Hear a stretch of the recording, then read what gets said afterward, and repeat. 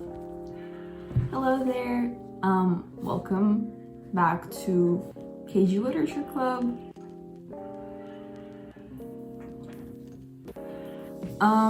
So after finishing a couple of Haruki Murakami's novels, such as like Kafka on the Shore, Colorless Tsukuru Tasaki, and The Earthquake, I think it was, I basically wanted to read more of his novels because they managed to captivate me while I was reading them. And so I found Killing Commendatore. I saw it in the local bookstore, but it was so like thick and expensive, I kind of like avoided buying it for a while. I ended up getting the book online because the cover looked really cool. Wait, check it out. Okay, this is it. It's so fun and colorful. I had to get it, you know? So this book is mad weird, if I say so myself. And it's not even weird in your typical magic fiction type of way. Like, there are elements of that here and there, but it's just generally weird. I'll get into that later, probably. So this book is pretty recent. I think it was published in 2017, so that would make it one of Murakami's latest works. And so the story revolves around a portrait painter, and he gets dumped by his wife out of the blue, and he just moves to a less populated area in the mountains. And there he meets an interesting individual, and these two get themselves into some surreal adventures. So yeah, that's the plot. So this book gets some mixed reviews online because it is pretty long. Like, look at how thick this bad boy is. And it tends to get a little repetitive. This is a common element in Murakami's works, from what I can tell, but like, he really likes to describe the everyday actions of his characters. So the way they wake up in the morning, the way they go about their day, eat their tuna and drink their coffee, all of these things. And so that can get a little boring for some people, but I find it rather relaxing in a way. So whenever I found one of those parts kind of boring, I just skipped the paragraph and moved on. But generally, I didn't mind reading about a man in his 30s making some spaghetti. Some other elements that I noticed in this work and other Murakami works are the classical music and the historical references. So there's classical music in all of his works. The characters are always listening to classical music on the radio, in the car, all the time. Classical music everywhere. I know nothing about classical music, so I can't really say anything about it other than that it's just everywhere. I don't mind, it's cool. Gives a little spice to the personalities of the characters. That's it. That's pretty much it. The history aspect of the novel was kind of interesting to me because Murakami, he managed to intertwine some of the factual information with the fictional stuff. So that's pretty cool.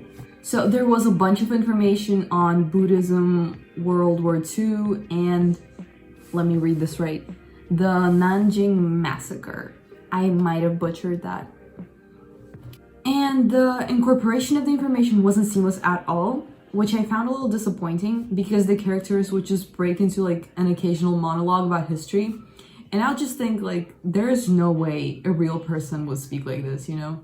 But nonetheless, although the history parts are a little unnatural in terms of their delivery, I still found them very interesting in terms of like the facts. What I found a little weird and uncomfortable are the dialogues between the main character, who's a man in his 30s, and a 13-year-old girl that he interacts with on multiple occasions. They seem to talk a lot about her breasts. I mean, I guess it makes sense that this topic is of interest to the girl because she's going through puberty and everything, but I just found it bizarre how they kept going back to the topic of breast growth all the time through like narration and dialogues. I mean, at the end of the day, the main character had no peculiar tendencies towards the girl, but it still seems like an inappropriate type of dialogue, at least in my opinion, for a 30-year-old man and a 13-year-old girl to have. Moving on from that, I really like the parts where the main character was painting. I really like painting as well, so it was interesting to see the creative process of the main character throughout the novel. Plus, Murakami's kind of good at describing this whole painting thing, you know? So like the movement of the brushes, the thoughts behind certain techniques, and the mixing of colors, it was just really good. Like all of his descriptions were pretty spot on, if I say so myself. I don't want to spoil the ending, but I was somewhat disappointed. You see, the ending would make sense in the real world, but considering that the setting of the novel is somewhat fictional, I feel like the ending could have been different.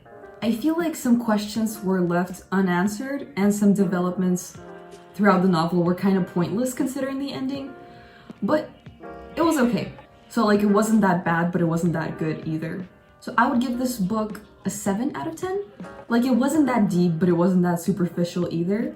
Some would definitely describe the book as repetitive, but I enjoyed it. It was fine. I picked up this book after finishing some novels that I didn't really enjoy. So the fact that I was excited to read this book every single day speaks for itself. However, I don't know if I would recommend this book. Like, if you don't end up reading it, you're not missing out on anything. But it's a good story nonetheless. It's entertaining. That's all I can say. Okay, so thank you for tuning in. I'll see you next month. Peace out.